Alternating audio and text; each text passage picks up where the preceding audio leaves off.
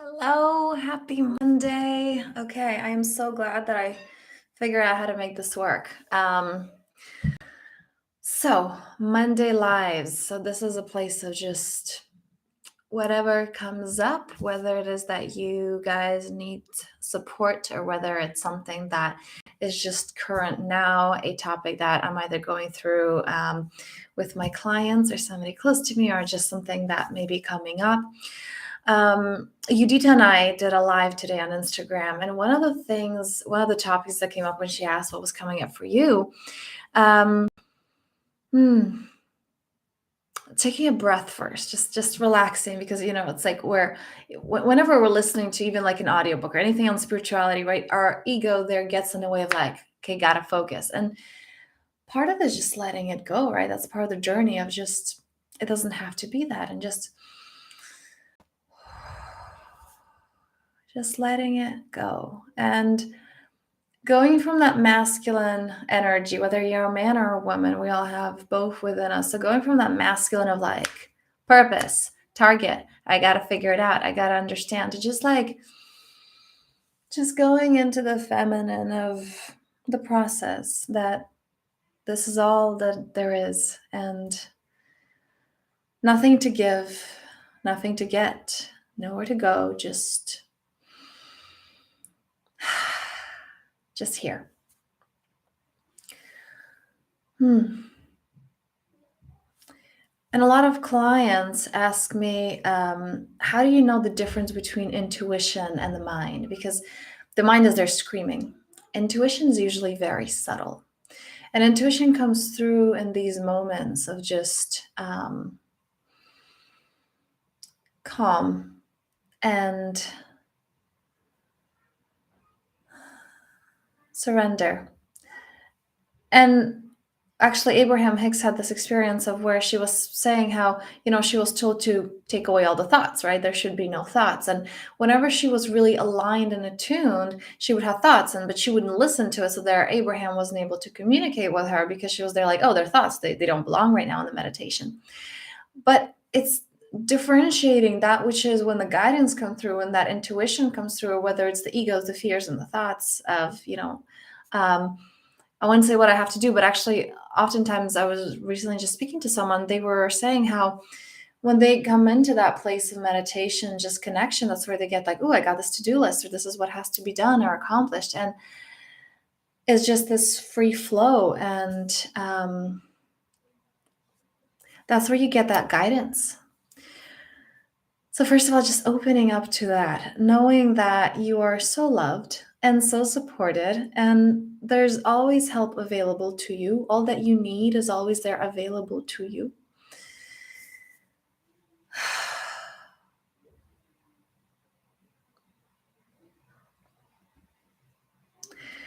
The need to be understood, the need to be validated, the need for others to believe our stories. Now, many of us, when we get on the spiritual path, especially at the beginning, we have this, oh my God, I see this. I see the bigger picture. I need to tell people. How do people not know this? How did I not know this?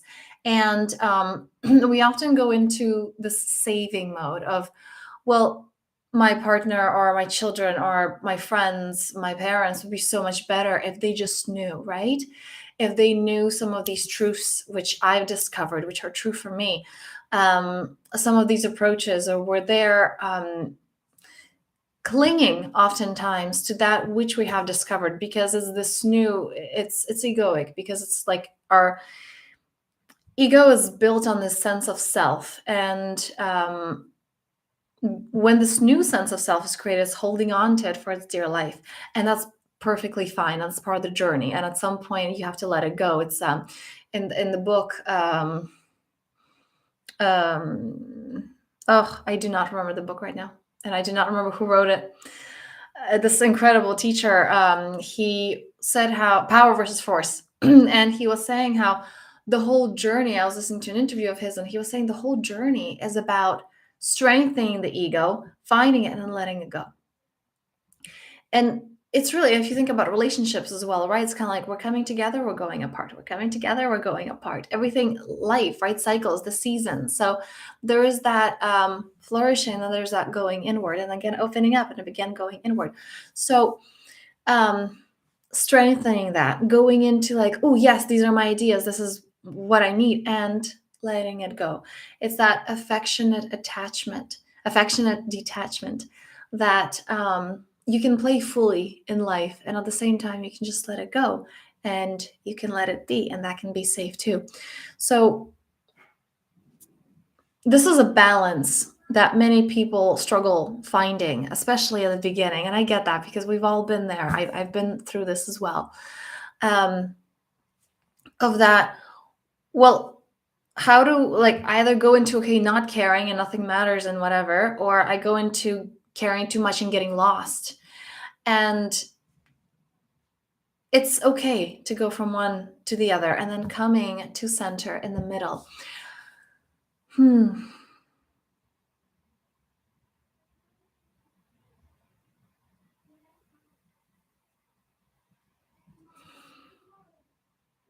Can you trust yourself? And I feel like that's really the theme that's coming up today. Not needing to be understood, not needing to be so rigid about which part of the spectrum you're in, or whether you're even in the middle or not, or and whether you're able to maintain that middle. Because oftentimes, even when we find that middle, it's like, oh, but I'm still falling off and it's still unstable. Can that just be okay?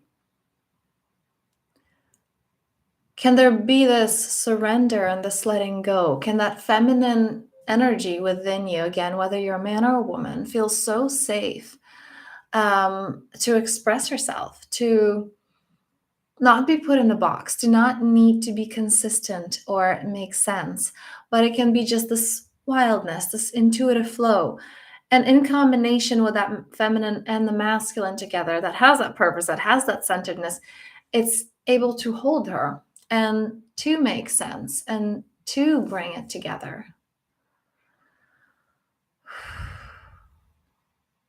I'm just looking at the time. So, with this one, where is it that this week you can catch yourself going into other people need to understand? People, either for their own sake, um, or for me to feel validated and understood, because that's often what it comes down to. I was working with a client who, this is an extreme example, but we were talking about his children dying, and I was guiding him into dealing with a wound. I said, why would you be sad about that? And he said, what do you mean? Why would I be sad? Because they would be dead. I'm like, right. Can we go deeper into that? And this was a process. And what we got to the root of is that if his children pass away, he wouldn't be able to prove to his father that he could have been a better dad, that his dad screwed up, and he doesn't have the opportunity, if he has no kids of his own, to show that it could have been done differently. And that's what it comes down to. Whenever we're there needing something from another person, whenever we're there needing for them to understand, needing for them to see us, to hear us, to love us, it is that part within us that says, see me, hear me, love me.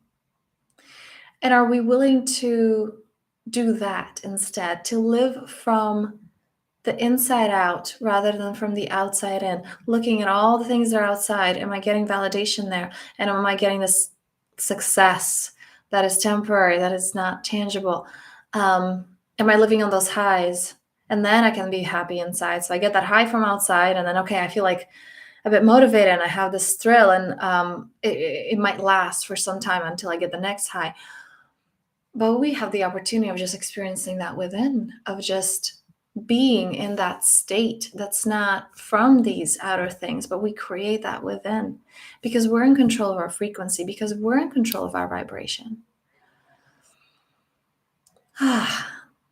Where can you surrender to that essence that doesn't need that validation, to that essence that knows what's right, to that intuition, to that flow?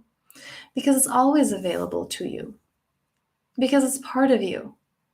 Similarly, as grumpy is always part of you, that ego, that inner critic who says everything's wrong and I'm never going to be happy, that too is part of you. But it is not you. So, can you choose to instead connect to that essence, to that depth, to something deeper, that which is all knowing? So that you can play in the world of the mind, so you can play and interact with the inner critic without getting lost. And on the snow, just taking a deep, deep breath.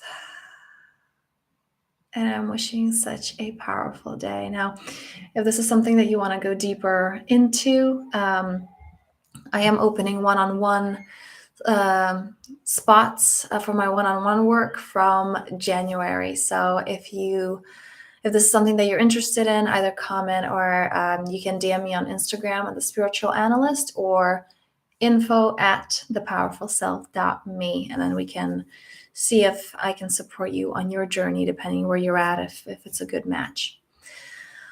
So taking a deep breath, and I encourage you to create something powerful today.